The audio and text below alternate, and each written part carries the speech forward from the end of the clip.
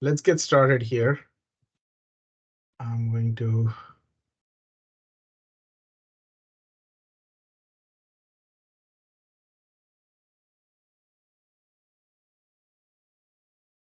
All right, so formally welcoming you all again. Very excited to have you all on this call. And to people who'll probably be watching this recording later, you know, this is the most exciting time. The first time when we talk to you during an information session and you join us and you're interested in the program, that's a very different feeling. But knowing that now you're admitted in the program and you're joining this because you want to be part of UT Dallas, you have decided to move on with it, you've decided to move on with the program. Those are very exciting things. It's like a step forward, a step in the right direction, a step in a very positive direction, and something that is going to change your lives. And as an alum of UT Dallas, it changed my life several years ago. So I'm sure that all of you who are planning to come to the Jindal School of Management are going to have a spectacular experience. Every year, one of the things that have changed is the experience that students have. We have done better. We have brought in newer things. We have tried to improve the student quality of life here. What they do on campus, the kind of competitions they go to, the classes they take, the professors interaction with the industry professionals, their internships, jobs. I mean, there are a plethora of things that you can do once you're here. Now, today's session is very different from an information session. An information session, if you have attended one of those, you got information about the program. But these questions that we're going to answer today are very pointed in terms of how do you get started. Now you're admitted. You have crossed the big hurdle and you are admitted. You are going to be a future comet. What is required? What do you need to do? What are some of the classes that you need to attend? We have a few questions that we generally get, so we will answer those, but we want to answer your questions. So please, as you can think of them, put them in the chat. I'm going to just go through all of them towards the end of it. But the first section, which is our presentation, would take about 20, 25-ish minutes. Hopefully we'll be done in that time, but we look forward to your questions. And again, this is not the only time when you can ask questions. You can send us an email as well later. We want your questions. We want to give you answers because remember, this is a very well thought out decision. And you want to make sure that you keep having the right information as you move forward. Okay, first things first, if you still haven't accepted the admit, you have to formally go into the system, Orion, that you have been interacting with, and accept the admit. The instructions can be found on this link, utdallas.edu/accept. Simply go there. It has screenshots. It tells you what needs to be done. It's a very simple process. The best thing is there is no fee. There is no seat fee. UT Dallas doesn't charge that to accept the admit. The MSBA program doesn't charge any kind of fee to accept your admit. So please go ahead and do that, because once you accept the admit, that's when some of the things populate for you, like your ability to register for classes. You start seeing holds, you start seeing emails from us where we are talking about different aspects of what happens post registration. So please go ahead and do that. Once you've done that and you want to still see what the catalog is, the new fall 23 catalog was updated in June. So whatever uh, courses are applicable to you are part of the fall 23 catalog. When I call it the fall 23 catalog, it's for the entire academic year, so which includes the fall semester, the subsequent spring and the summer semester. So all the spring 24 students will fall on the fall catalog. Just click on this link and you will get to what the latest offering of courses is. To people who don't understand what a catalog means, a catalog is it's the groupings of courses. It's the course requirements, the program requirements. Like when we say that to get the MSBA degree, you need to do A, B, C, and D. What does that mean? What are the combination of courses? How many electives you can take? How many core classes you can take? What are the program prereqs? Like the professional development class, or if you haven't taken calculus, there's a class for that. Or you need to do an internship or a practicum. All those kind of things are listed on your catalog. It's like a contract. We tell you, you complete these things and you get a degree. Now, let's say next year, the requirements of the program change. That won't affect you because you are on this catalog. Unless you decide, well, I like the new catalog and I want to move on to that new catalog. So you move forward. You can't move backwards, but you can move forward. But your catalog is a way for you to figure out, are you doing everything that is required for you to officially get your degree? That's what the catalog is all about. There are some tests that you need to do. If you're an international student, a TB test is mandatory for you. You cannot do this in your home country. You will have to do it before the start of classes. That's a key thing to know. It has to be completed before the start of classes. It can be done only at UTD or at an authorized center that UTD has. Now, if you go to the Student Health Center website of UT Dallas, or if you just Google TB test UTD, the first or the second link that comes up shows this information. There are authorized centers. Let's say you don't get a spot on campus at UTD, you can go to those centers. But if you plan ahead of time, you're able to book your appointments well in time, you will have an appointment. But this has to be done before the start of classes. So we are sitting in October, still plenty of time to decide how we want to travel, etc. Please get this done. In case there are issues in terms of uh, getting a slot or you're not able to do it online, send an email to the Student Health Center. It's health, CEN, one word, at utdallas.edu. We'll put that in the chat as well for you. Uh, the meningitis vaccine. If you are below the age of 22 on January 16, 2024, then you need to take this vaccine. Let's say if your birthday is on Jan 17 and on Jan 17 you turn 22, you still need to take this because the first day of classes is Jan 16th. On Jan 16th, if you are below the age of 22, then you'll have to take this vaccine. And you can take this in your home country. The details are located again on the Student Health Center website. There is a form that you need to fill and send it to the registrar's office, records@utdallas.edu, once you have your vaccine taken for their record so that they can remove your hold. Both of these things will be added to your account as a hold. Holds will, and what really holds do is our next slide. Typically, holds are ways for us to tell you what's important and what needs to be done. Sometimes it's a state requirement. For example, the TB test is a state requirement. You cannot sit in your classes until and unless that hold is removed. You can be on campus, but you cannot sit in your classes. It's a straight requirement. Similarly, the meningitis vaccine is another requirement if you are under the age of 22 on day one of classes. These holds are ways for us to tell you what has not happened. Some of the other holds that students see is, for example, there is an enrollment related hold that advising puts in. Now, you all may have attended the enrollment webinar yesterday. In the next few days, you will see your holds being removed. If they are not removed in a week and your enrollment appointment is out there, reach out to JSOM, GR Advising at UT Dallas.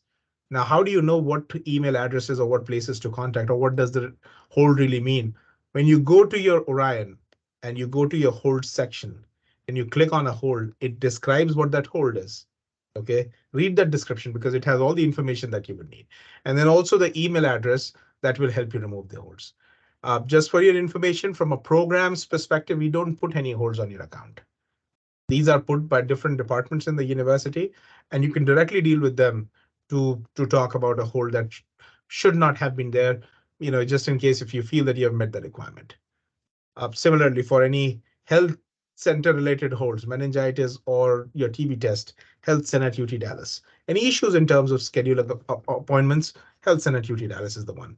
And then any kind of other holds, you can have documents related holds, you can have any test code related holds, if there are any. And your to-do list will tell you what those to-do items are. And subsequently, if something is required, there will be a hold. Most of them are admissions related. Within admissions, documents related, that your official documents are not there. Admission at UT Dallas is the one. Another very important thing with holds is that there is a start date on the hold. And that start date is an indicator of when exactly the hold begins. So let's say somebody says you have a TB test hold and the start date is Jan 5th. I'm just making up a date, okay? Jan 5th, 2024. Today, next, in a few days, when the enrollment opens up, that hold is not going to affect you because the start date of that hold is in the future. So remember that start date is important. Just don't look at a hold and start panicking that you have a hold and you cannot do something. Look at what that date is. Another thing is we have another kind of hold called a positive hold. Now, these holds are just ways to communicate some important things to you. For example, let's say there is an extension in your payment deadline. if we have to communicate it to you, we will put a positive hold, because that way is at least you see.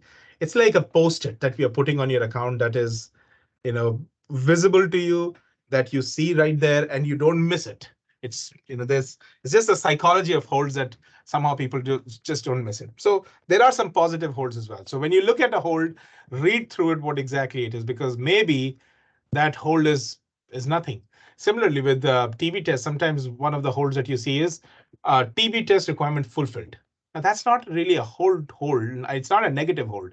It's a positive hold, because it tells you that you have completed a certain requirement that was required. So do read through it. Just don't look at the section of holds and be like, oh, I have so many of those holds out there.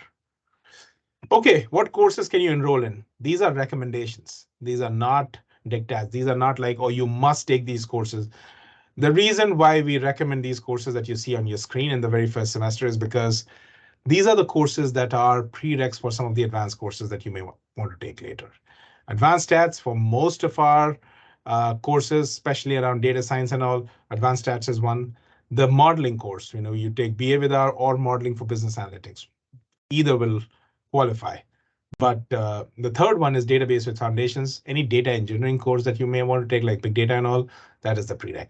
This is a recommended start list. Now, one of the things that you may have heard us speak during the webinars, the info sessions, is you choose what you want to take. Again, these courses are recommendations for first semester. You can pick any course that you want to be honest. There is no mandate that you must do your core classes first and then only you can do your electives. You can start with electives, you can start with your core, you can mix and match them however you want. The only thing that you have to remember is if the course has a prereq, then that course, the prereq course, has to be done first in a semester prior to the course that you want to take. However, if they say the course is a prereq or a coreq, co-requisite means that you can take it in parallel.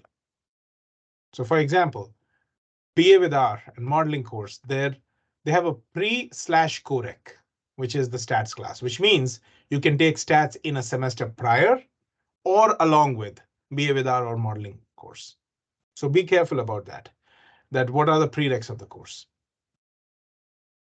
We'll see that. In fact, you know what? Let's take a moment and maybe just see that for a second. So I'm going to bring in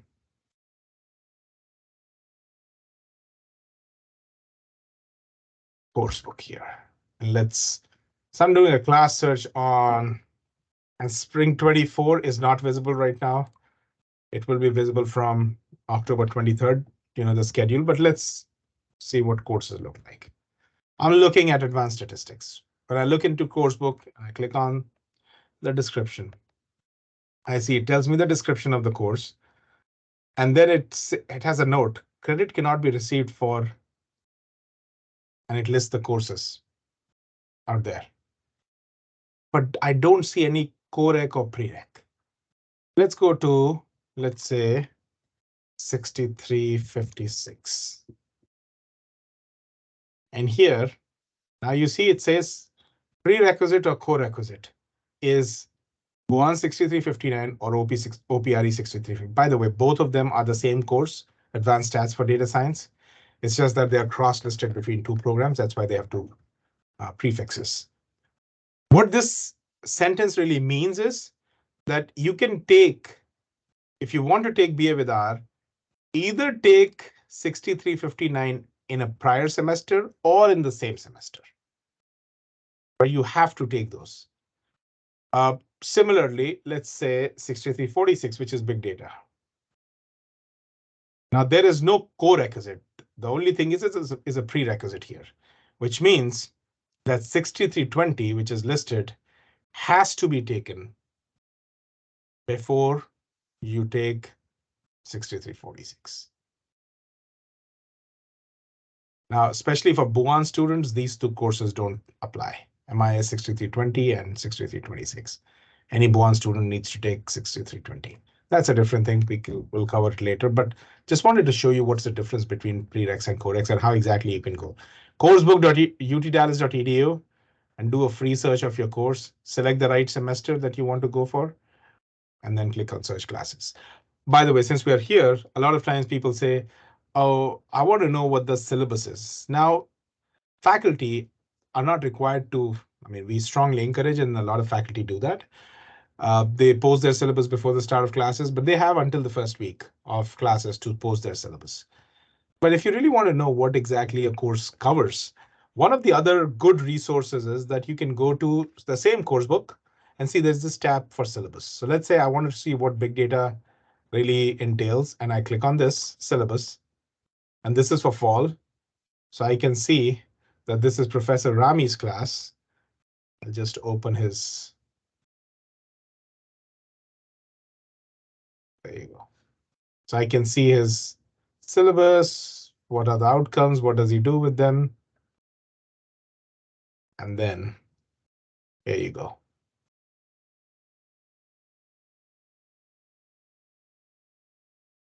I will know exactly on what date, what is he going to teach, etc. He has also listed assignments. Some instructors do, some of them don't.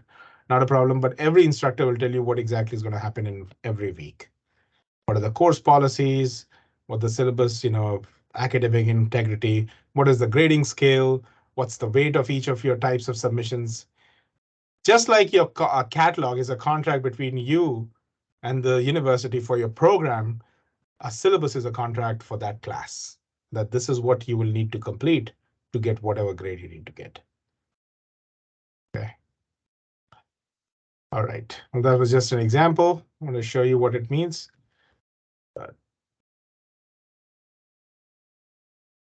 So what are some of the possible options that you can take? We have all these courses that you can take in the first semester. Now remember, MAS 6102, that's professional development. If you're an international student, you have to take it. If you're a domestic student and you don't have work experience of at least 2 years, you must take it. There is a waiver available for this. Mostly it is for domestic students because they meet the criteria in some ways, like work experience, or they might have done an MBA that helps you qualify, stuff like that. But for international students, this is a rare thing that you can get this way. So, and again, this is a great class because it talks about things like, what do you need to do? How do you get yourself ready to work in the American workplace? But econometrics and time series analysis, the COREC is stats. You can take that in the first semester. You have database foundations, BA with R, advanced statistics, web analytics, modeling for business analytics, cloud analytics, and then organizing for business analytics platform. These are some of the courses. It's not an exhaustive list. There are more electives available that you can take. However, I just wanted to talk about one particular course, Buan 6333. That's the foundation of programming for business analytics. This is a course for people who, if you're new to programming and you feel that you need some foundational training, this is a course. They teach R, Python, and shell scripting. So it starts with R, starts with the basics of R, moves to Python, and then shell. It's a good class. If you are new to programming and you haven't done it and you really want some good solid handle on it, I would strongly recommend this class. For domestic students, there are no minimum number of credits that you need. I mean, of course, one course is good to take you forward, but you can take any number of courses available. The max for any type of student is 18 credits in a semester. Not recommended. Please don't take 18. But if you want to, I mean, nobody's stopping you, but not recommended. It's too much of work. MAS 6102 is mandatory, as I said, but you can fill out the waiver if you want to. If you qualify for that, you know what? Why don't we just see what this waiver really qualifies us for? Since we're talking about the waiver. Okay, for some reason, let me do this.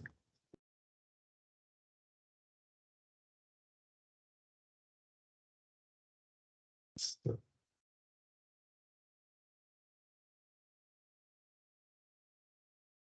there you go.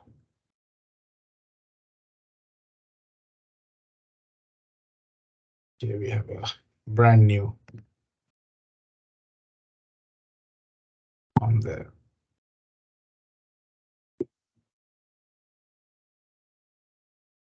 All right, what's the approval criteria? 2 years, 2+ years of US on the US soil, professional, college, or degree related work experience.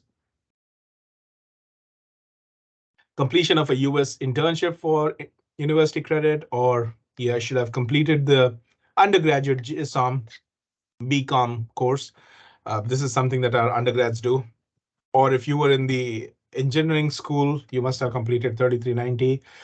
If you're enrolled in the MBA cohort as well, apart from MSBA, or the evening MBA cohort apart from MSBA, that also helps. If you're doing a PhD in JSOM on top of your MSBA, then you qualify. If you meet any of these criteria, you get a waiver, and you'll have to just fill this form out and it will be approved within a few days. But if not, you will have to complete 60 MAS 6102. It's an 8-week course. It's most of the classes are in the first 8 weeks. Some of the sections are also available for the second 8 weeks in case you cannot get into the first 8 weeks. If you have not done college level calculus before, 6303 is mandatory in the first semester. Please know that both these courses that are listed as 0.2 and 3 are not part of the 36 credits. The other thing is both of them are mentioned on your admit letter. So if you don't see OPRE 6303 mentioned on your admit letter, then you don't need it. But if it's mentioned there because you have not completed any college level calculus class in your undergrad, and that's why we have put that requirement. Again, both of them have to be completed in your first semester. International students, you can also take any courses provided you know what the prereq corec are. The only difference between you and domestic students is, as an international student, you are required to at least enroll in 9 credits. Now, you can take one online class out of your 9 credits, and this is something that the USCIS mandates for you. You can take an online class. You need at least 6 face-to-face credit hours, 6 credits, but you can take one online, and if you're enrolled in 12 credits, you can take 2 online classes. Online classes are designated by OW. So what does that also mean? Let's quickly see. Here are all our sections. So the course is BOAN 6346.001. Okay.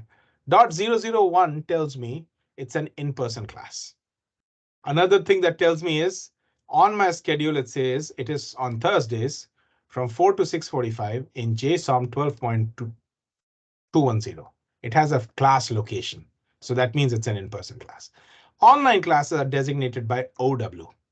OW1, OW2, because we have multiple classes. So if you see that, that's one thing. And you see there's no meeting room or time listed because there's no really time for an online class. Now, having said that, there are synchronous online classes. Let me see if I can get an example here. That's not a good example.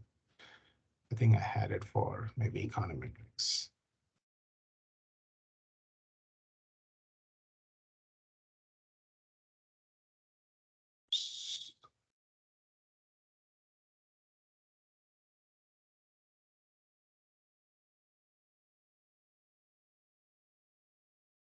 Yeah.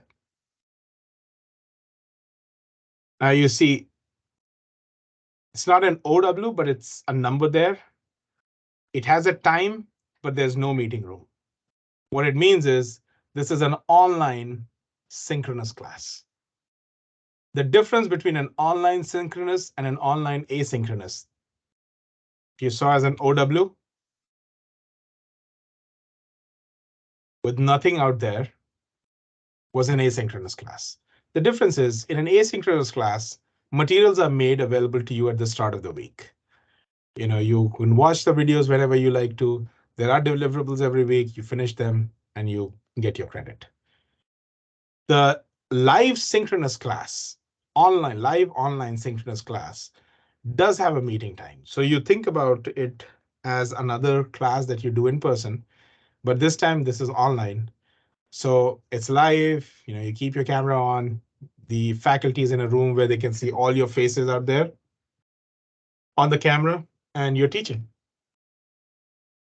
There is a time associated with it. The only difference between that and our in-person classes that An in-person class happens in a classroom. A live synchronous class happens online. But a completely asynchronous online class is the one where you just watch the videos. They are pre-recorded. Now, instructors might have some touch points where they say, okay, on a certain week between this and this time, I will be online, join, but that will depend on the class. However, all these online classes, they attract another layer of tuition, which is $80 per credit hour. So for a 3 credit class, you'll be spending an additional $240. But you have the luxury of doing it online. You don't have to be on campus if you don't want to be. MAS 6102 is mandatory. There are very few reasons for which a student can really waive MAS 6102 as an international student. Maybe you've had prior experience, worked in the US for a few years, went back to your home country and now coming back, maybe that will qualify. But in 99.9% cases, I see that they must take this. OPRE 6303, again, if this applies to you, it will be on your admit letter, so check that. All right, any kind of fee payment, any kind of deadlines are all found on your academic calendar. So let's click on that and see what does that look like. This is an abbreviated version of the fall calendar. But if I go to spring, spring is right here. In a few months, when fall ends, this will be replaced by spring. Let's look at the spring calendar and see what does it say. This is a 2-pager that the entire university follows. Okay, talks about all important dates. When do classes start? When do classes end? Reading days, when when are your final exams? When the grades will be due, etc. When the graduation will be. What are the add drop deadlines, etc. When is the university closed? When is the spring break, etc. Second page is about payment and refund. What are your payment deadlines? Refund deadlines. For example, it says here, if you are enrolled in a class and you drop something else, you can get full 100% refund for that class until Jan 31st. But if you're doing a complete withdrawal, you're dropping all your classes, this is what you owe on the different dates. So even if you may not have paid, let's say, and you decide to drop all your classes, and you drop your classes, let's say on Jan 18th, remember you can only get 80% refund. So things like that is right here. What are the different deadlines for different people, like financial aid recipients? I mean, these 2 pages are all the dates and all the information that the entire university uses. There are no side deals in terms of dates with people that, okay, for a certain department, we'll have different set of dates. And this helps keep everything in check. It's the uniformity we need. Our official Telegram group is right in front of you, t.me/UTD-MSBA. Join that. Lots of people are there. More than 2,000 students who are asking questions. And these are people who have started as prospects and became our current students. So you see a lot of current students as well in this group. This is a great way for you to talk to them and ask questions. Some questions that we get all the time: which courses to take? Again, we gave you some guidelines as to what you can take. Start with them maybe. A lot of times, and now as if you're talking to some students here already, they'll give you their perspective. Think about what you want to do. Now, what we have recommended to you is a good starting point. Sometimes you just need to take some classes in the first semester, go with the recommendations from the program, get started, and then as you take those classes, you get more clarity as to what you need in the subsequent semesters. Remember, if you don't have your final plan in the very first semester, it's not a problem. But you need to have a strong starting point. And what we told you in this webinar is a good starting point. Which professors to take? Listen, this is a question that depending on who you talk to, you will get a very different answer. The same professor might has good students and the same professor has students who feel, they failed the class because the professor was not good. Remember, the school has spent several months before they hire a professor. They go through several rounds of interviews. They go through several reference checks. They go through several discussions with individuals, committee members, groups, several different deans, department chairs before they are hired. And before they get to the point where they have applied and they go through this rigorous process, they have spent years, either getting a PhD, researching, getting degrees, industry experience, I mean, whatnot, before they could even get to a point where we would say that, okay, this is a good candidate for us to interview. So keep that in mind, keep their track record in mind, keep the area that they're teaching in mind. Don't just go by, oh, I heard one student say some bad things about it, or I've just found that, a lot of times the information that's available to you, you must ask how credible that information is before you make any decision. Okay, I have students in my class who are really good, and I have students who fail the class as well. Guess what kind of feedback will they give to you? Depending on who you end up talking to, you will hear different things. Do I need to complete all core courses first? No, you don't have to.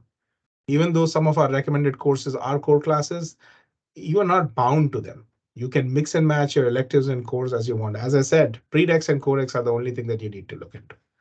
Can I take courses outside the MSBA program? Absolutely.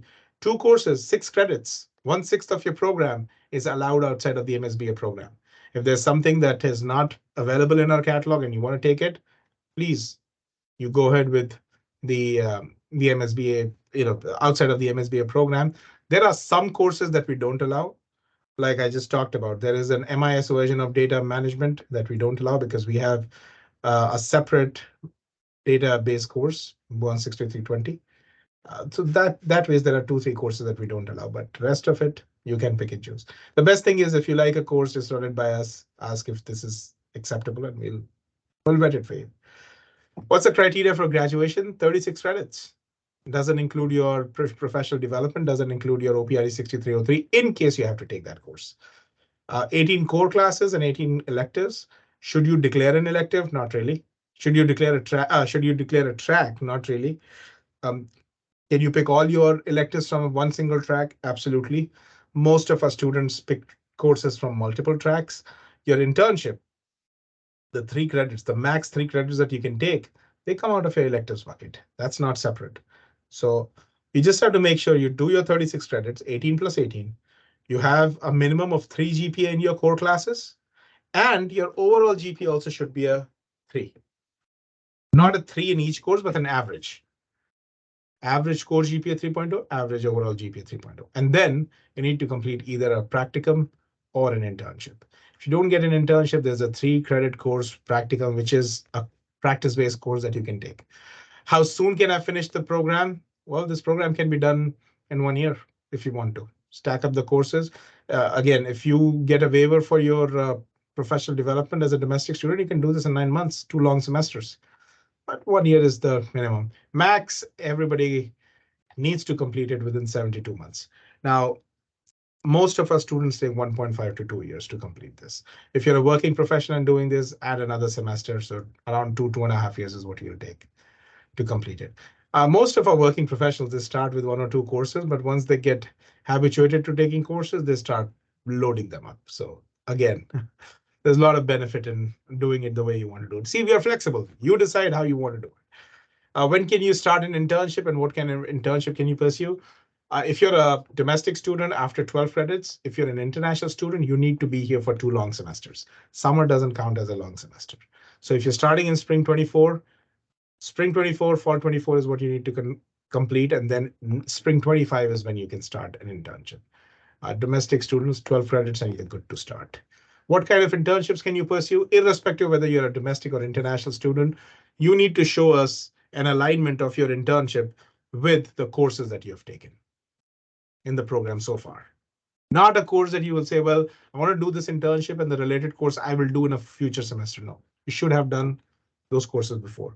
If you're a working professional, we don't want you to just quit your job and do an internship. You can work on a special project, which is in company, in-house between you and your manager. The only criteria there as well is it should be related to the courses that you have taken. When do you need to start applying for internship? Yes, you can start applying in your very first semester, but don't be bogged down by the fact that you have to apply several months before you start your program, or you need to apply to 700-800 places. I'll be very honest with you. This is not good information. This is not good knowledge that you need to apply to hundreds and hundreds of places. If you're doing it right, if you're tactical about it, you're doing it the right way, you're investing time in networking, you're participating in events, you don't even need 50 applications. You will crack multiple positions. You'll get interview calls for multiple of them. You will have 2, 3 offers, and you'll easily do things. When people don't utilize the resources that you provide or take the advice that we have given, they're shooting in the dark. So please, again, when somebody comes and tells you, well, I've applied to 800 positions, there's definitely something majorly wrong with their strategy somewhere. Now, I'm not saying that 100% of the people fall in that. There are folks do who are doing everything possible. Still, they end up with hundreds of applications. That's a very small group. But folks who have taken the advantage, and I'm not saying you have to be the best in the best when it comes to using an advice or charting the journey as we tell you. You have to just do it methodically. Even if you're doing 6 out of 10 things that we tell you, that's good enough to put you on the right path. Our contact information, you already have been talking to us, but if you have more questions, this is the direct email and our phone number. Now, what I'll do at this point of time is I spoke a little bit more than what I had anticipated, but again, I think most of your questions should be answered, but we'll look forward to your questions right now. I'm going to stop here and just look at the chat to see if we have questions out here. Good, we do have questions.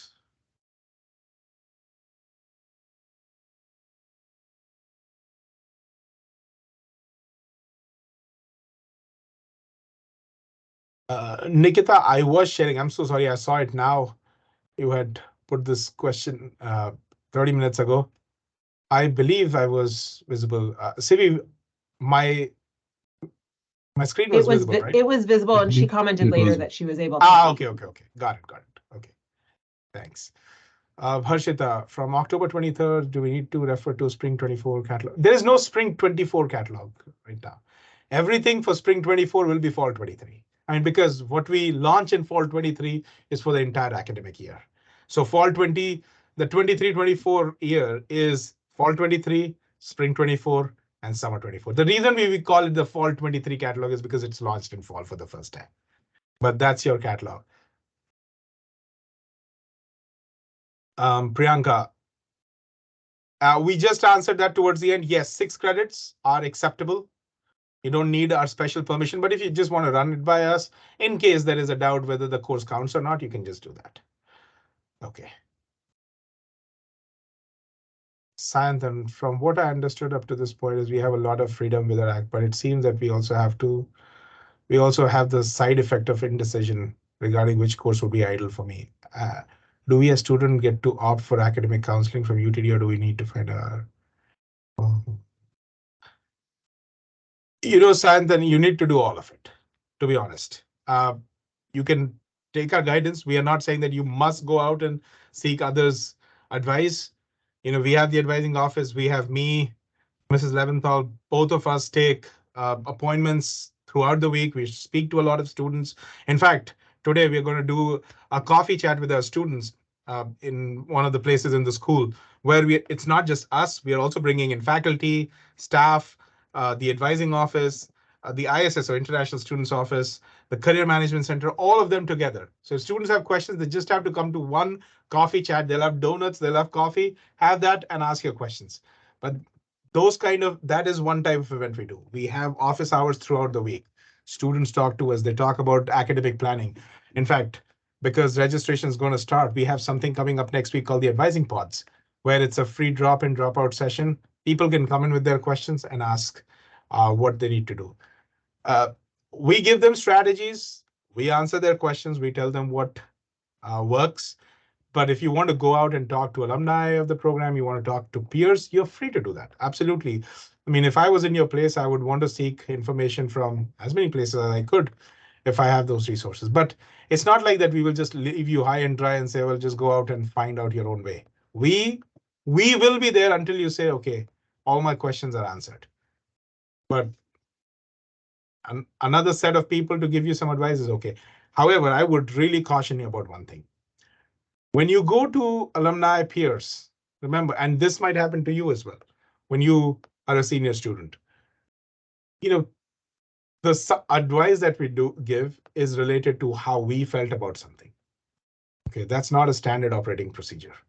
Okay, that's not us. That's somebody's perspective. So when you're talking and seeking advice from others, you're seeking somebody else's perspective. Now that is their own experience. But that was the worst experience. That was just an experience. Don't just base off your entire journey based on some one person's experience. Vet it. Why, if it's not good, why is it not good? If it's really good, what was there?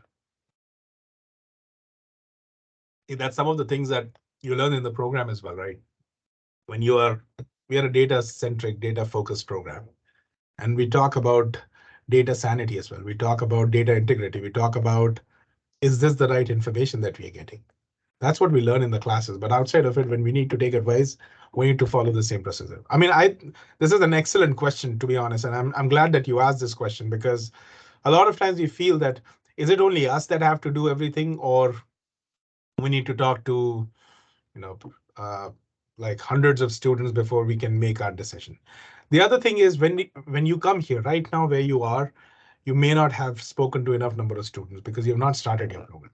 Once you're here, you will have lots of people that you talk to. And one thing is that when you talk to more and more people, you hear more viewpoints, you get more confused. When you get to that confusion, the golden document that you need to keep next to you is your statement of purpose, the essay that you submitted. That essay was the purest expression of why you want to do this degree and what you want to get out of it. When you feel derailed, that will get you back to track. That's just a recommendation, has helped with students in the past, but to your question, I know that was a very long answer to a very short question. We are here to help you, but you can seek more resources if you feel like. When does registration start? So Nikhil, next week is when the schedule opens up for you to view what the classes are. You cannot immediately start. If you go to your Orion, there is an enrollment appointment there. It's a 10-minute window. Doesn't mean that you all have to register for classes within 10 minutes. You start from that point, and then, up to the start of classes, you will see that before the start of classes is when the window ends, and then in the first week there is late registration that's out there. It's all there on the academic calendars, the dates, but this would be your time window. So it's a pretty long time window to get. Again, these appointments are allocated by the university. They are given out randomly based on how many credits are left for you to finish your degree. People who are in their graduation semester, they are given priority over the other students so that they are able to get the first tab at the courses that they want to take. But you will see your spot, and from the time slot that's listed for you, you can start registering. However, having said that, if there is an active hold at that time, an active hold whose start date has started, you will not be able to register. So please look at what that hold is. Reach out to the email address that's listed to make sure that you take care of that hold. All right, next question, Sineem. The class we can take instead of internship, will it count towards the 36? Yes, it will. It will be part of your electives. So either you take 3 credits of internship credits, that's part of the electives bucket, or you take the practicum. Kushagra, okay, when and how do we need to register for the orientation? Now, there are multiple orientations that you'll have to do. There is going to be your, if you're an international student, there's an ISSO orientation. There is your TB test there, then you have the school orientation. And right after the school orientation is the program orientation. And then finally, there is an academic success boot camp for which you will get information. All this information will be sent to your email. So please make sure that you are taking care, you're looking at your emails and registering for all these different orientations that are out there for you. Shashi, is it possible? Can you please talk a bit about student union and academic election open for spring intake students? If you're talking about things like the student government or the graduate student assembly, those elections do start in spring. I know about the student government, they do their elections then. But for the graduate student assembly, they had one in fall. But in case any of these bodies have open positions, because students dropped out or they resigned from their post, they will open up. They will send an announcement to all students. That's one thing that they send out to all students. And from there, you can put your name into the hat. If you want to go ahead and uh, campaign for it, you can do that. I'll just go through these courses. People who have raised their hands, you can let your hands be up. I will come to you shortly. Okay. Will there be a WhatsApp, Telegram group for Spring? We don't have different groups for Telegram. We don't do WhatsApp because of the limit that it has. But Telegram, we just keep one channel. So every semester, just people, if you're new, you come in, you become an existing student, a current student, but you're still there on that uh, group, and you potentially answer sometimes those questions. But we don't have any official ones that we. The only and I, official one that we run from the program is the Telegram group. Rest all now students may have made WhatsApp groups and all. The best resources, as you're reaching out to students, they're posting on the Facebook groups. They are potentially you will see it within your if you if you've added yourself to some of these WhatsApp groups that float around. Again, what a lot of these groups that you get to know about are through chance. Somebody else knew about it and then they let you know about these groups. But we have some affinity organizations like the Indian Students Association, Chinese Students Association, Bangladeshi Students Association, Pakistani, Israel, Japanese, Kenyan, Korean. I mean, I can name so many countries out there. They all have their students associations. If you Google them, the first or the second link is their link. Reach out to them and they will add you to groups. They also have very active Facebook groups, Instagram and all that you can follow and find more information. Mostly from social media is where people get to know about these groups. But for the program, we have been running the Telegram for the last 3 years now, and that's the only one that we have. Okay, Viang, for the 6 credits, can we take courses outside? Yeah, you can take it from CS. Uh, on a case-to-case basis, we approve them. Now, if it is in JSON, the approval is pretty simple. Most of the times you don't need additional approval. But if it is outside of the school, you'll have to run it by the department. Both the advising teams from both the schools will have to agree on it. Uh, One of the things that you need to be careful about is there might be additional prereqs for a course that you might have to take. That's your responsibility before you can take any of those courses. But yes, that's possible. We have done that. We have students who have taken courses from CS. They've taken it from the School of Mathematics. Somebody wanted to do a PhD in stats after MSBA. They want to do more math courses. We approve them. The courses should be related to your degree. That's a thumb rule. The question we ask is, how is this helping you with the MSBA degree? Now, just to give an example, one of the students wanted to do a course on something related to music. We have a great arts and technology school here as well. Something related to music, because did not have any good connection to MSBA. We did not approve that one. But then there are so many other courses that can be connected back to your degree, and we approve. Okay, Mitlesh, I hope you're doing well. I've not got my visa. Am I allowed to register for subject? Absolutely. We don't need a visa for you to register. You can start registration right away. And then later when you get your visa is for travel to the US, but you can register without that. Oshin, is it mandatory to submit official result before the enrollment? Not really. It is highly recommended that you do that and get remove that hold. But if you don't have your documents and the hold is active, what we try to do is we try to push that hold forward so that we let you register. Just reach out to admission at UT Dallas. Tell them that, give them a timeline that, hey, I would have the documents by X date. At least then they know that that you are aware that the documents are needed and you have a plan that by a certain date it will be there, and they will move your hold. What time enrollment appointment will be opened on 23rd? Again, Central Time, in the morning, check after 6 a.m. Central. Again, no enrollment appointment will be open on 23rd.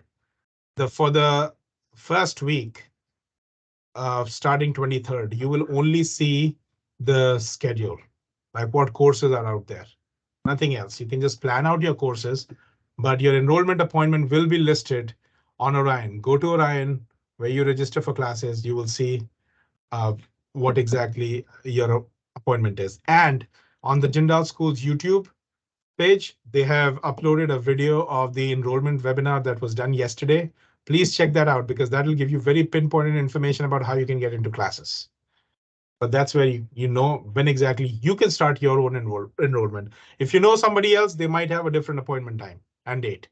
So go with what you have for you. Nikhil, what is the recommended date or time frame to start being on campus? I would say be here at least 2 weeks before the start for a variety of reasons. If you're an international student coming here and acclimatizing yourself with the time, if you have any initial settling teething issues, that all will be taken care of. You don't want to start, coming 2 days before the start of classes.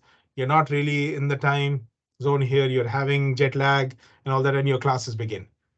The other thing is you have all these orientations that you need to complete. So plan ahead. I know, we love to be with our families and all, spend time with them, but you need to make sure that you are starting your semester on a comfortable note. You are comfortable in terms of uh, how your state of mind is, rather than feeling rushed because there's so much that happens just before the start of classes. If you put traveling also in that, it's going to hurt. And let's say you are late and you're not able to do your TB test in time. Guess what? Your class would have started. You cannot sit in that class because you have not got your TB test waived. And it's by state law that you cannot sit in your classes before those tests are done. So I would say 2 weeks, 2 weeks by minimum. Now, if you're an international student, you are allowed to enter the country 30 days before the start of the semester. So December 16th onwards, you can start. You can arrive into the US. 2 weeks is a good one. Plus, if there are great places here. Uh, you can celebrate New Year's with your family, or if you have plans to come here uh, and join some of these places, why not? You know, US also celebrates New Year in a very special way. It's up to you. I was a spring student when I came here like several years ago. I came like on 28th December because I wanted to go to Times Square and watch the ball drop for the new year. So again, whatever fancies you, but at least 2 weeks. Sorry, two long answers for a very short question. I've given a request to join. May I know? Oh, Harshita, so sorry. We'll get that taken care of very soon. Okay. My apologies for the spring 24 when we get to know about the scholarship status. So that's something that our scholarship team is working on right now. We should have this out very soon. So if you're waiting, I can understand it's a tough thing. Another thing is we give out our results on a rolling basis. So let's say a few students got scholarships and you did not get it, or you're still waiting. We wouldn't have rejected you if we could not give you a scholarship. We'll put your name back in the pool. And then the next time when the committee comes together, they will see, okay, who are the people? Maybe we would have lowered our criteria a little bit. If you make the cut, then that's when you know. It's around, I think, mid-December, in the first 2 weeks of December, around that time. If you don't make the cut, that's when you are told that, we could not offer it to you. So anyways, we are at the end of our questions, but I have two hands here. I'll go in the order I see them. And Teams has this amazing thing. It puts the numbers now. So Inola. Oh, Yes, I'm here. Omacholani. Good Do you go by afternoon. Yes, good Omacholani? afternoon. Good Hi. afternoon. Hi. How are Hello. you? Good, Good good, afternoon. good. Yes. I want to find out. I saw in one of my schedule that I have a hold in my department. Okay. So I don't know how to go about it. Please, can you advise me? Thank you. Sure. So what you can do is if you click on your hold, that Yes. tile which tells you the hold, click on that tile and it'll open up the description and the email address Yes. of where you need to contact. Just simply send them an email. If you want to copy me, you can do that as well. And when you Okay. send that email, they will help you in terms of telling you what exactly needs to be done to get that All hold right. removed. Thank you. Thank you Okay, so much. I appreciate it. no problem.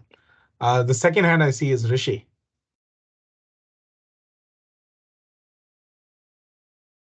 Rishi, are you still there with us?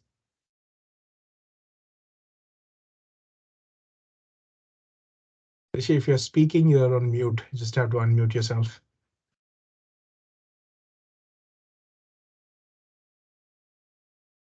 Okay, we'll wait on Rishi there. Uh, Santan, I'll be with you in a second. I saw a question here in the chat. I got the admit for fall and I had to defer to spring. How to update my application in order to get more chances for. So, Nikhil, if you are deferred and you have accepted your admit, that's it. That will tell us that you're now a spring student. You're seeking admission for spring. Oh, you're starting in spring. Make sure that you send your application for scholarship again. You will have to, when you defer, your scholarship application doesn't get deferred. Your scholarship doesn't get deferred. The only thing that gets deferred is your admit. So please go ahead and apply again. Okay, we'll go back to Sayantan. I don't think so Rishi has his audio yet. Sayantan, you can go ahead. Hey Gaurav, thank you so much for the comprehensive answer earlier. Uh, I had a question regarding housing as well. Okay. As to what are the resources we have in our hand to exactly like where will I find myself once I reach the US from like, I mean, we have to do it online as an international student, right? So what would be like Yes. a good way of doing it? So, good question. We have a lot of, again, most of our students who start looking for housing, they start from these Facebook groups where people are looking for roommates. Even on the WhatsApp groups, they find it. But Sayantan, where are you joining us from? What is your home country? India. Okay, so we have the Indian Students Association that helps as well for that. If you can send me an email, what I'll do is I'll connect you to the president of the organization, and then he can share with you some resources as to how you can go about looking for roommates. Mostly they have groups on which they will ask you to just go and add yourself, and people will post about apartments left, right, and center. A lot of times people find roommates through these groups, but I can get you in touch with ISA UTD, and they will take care of it. Okay, thank But you, you Gaurav. I will. don't wait until you come here to start the process, because it'll be too late. You need to start Yeah, it yeah, off right definitely. now and get your lease and all signed up.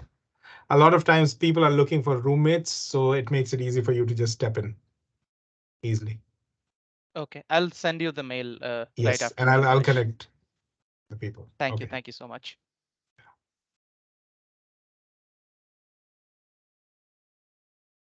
All right. It's a minute past our time. I don't see any further hands or questions. Good. So we will be posting the recording of this on our YouTube channel. We'll also send it to you guys. The recording. If you have questions, please send it to us our way. I'll take Viang's question in a moment. Please send your questions our way. And how do we plan to go for the on-campus opportunities? So there is a platform that we use called Handshake. And Handshake is the place where all on-campus jobs are posted. So once you're enrolled, I think it takes a few weeks, but your Handshake profiles are automatically activated. Once they're activated, you can start applying. Please remember, once you're here, that's when it makes more sense to really, or when you're close to coming to UTD, is when you should apply, because if you are not at UTD and you're applying, there is a very less chance that somebody will ask you for an interview or even consider you right now. But that's the way to do it. Will all electronic gadgets work in the US like mobile? Everything works. You just need the converter. You know, the pins are different here. So I'm just holding the head of my charger. It's the thin pin. This is not the standard.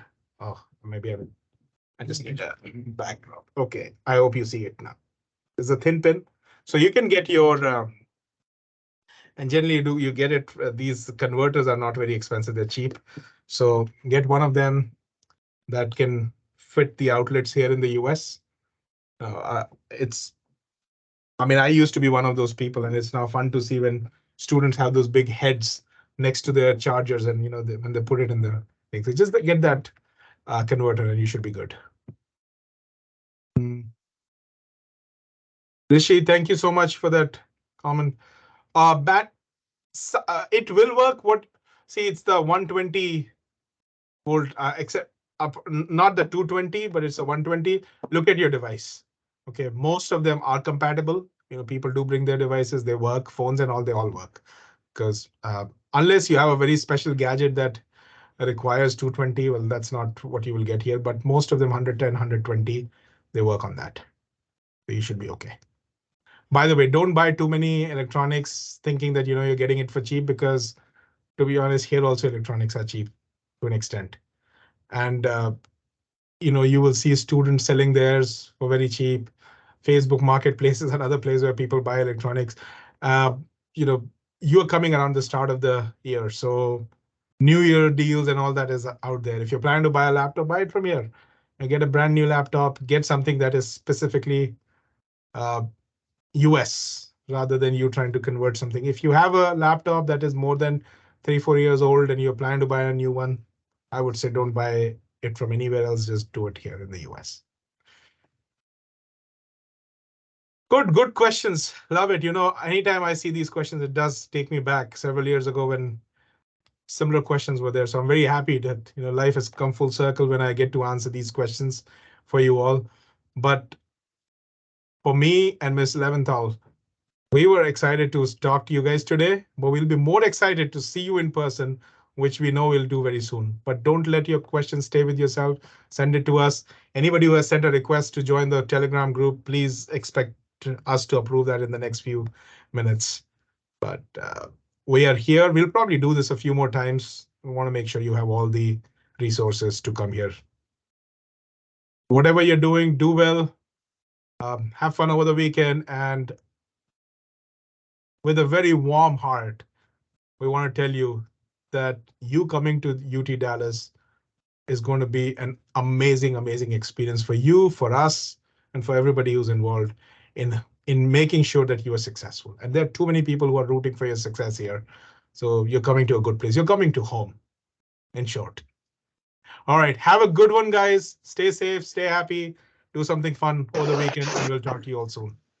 Thank you for the assurance. Thank you so Yeah. much. Appreciate the Thank you. time. Bye. Bye, guys. Bye. Thank you for the wonderful session.